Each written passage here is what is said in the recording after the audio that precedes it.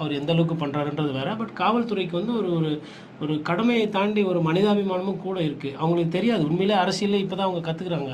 அது மாதிரி இருக்கும்போது அது வந்து கொஞ்சம் அவங்களுக்கு ரூல்ஸ் எல்லாம் குழந்தைங்க பசங்க தெரியல, டிராஃபிக் ரெகுலேஷன்ஸ்லாம் பண்ணி இல்லை கொஞ்சம் விளையாட்டாக கொஞ்சம் கூட வந்து அவங்கள வந்து கொஞ்சம் தட்டி கொடுத்து அது எப்படி சரி செய்யணுமோ அது அவங்களுக்கு உண்டான. அதே மாதிரி விஜய் அவர்களும் வீக்கெண்ட்ல வரும்போது கொஞ்சம் சீக்கிரமா முடியுங்க, சீக்கிரமா வாங்க. உங்க வண்டிக்கு பைக் ஓட்டிக்கிட்டு அந்த கேமராவை இப்படி வச்சுட்டு எடுத்துட்டு இருக்காங்க. சின்ன விபத்து தலையில போட்டு அந்த குழந்தை வந்து இப்போ நல்லது இல்ல.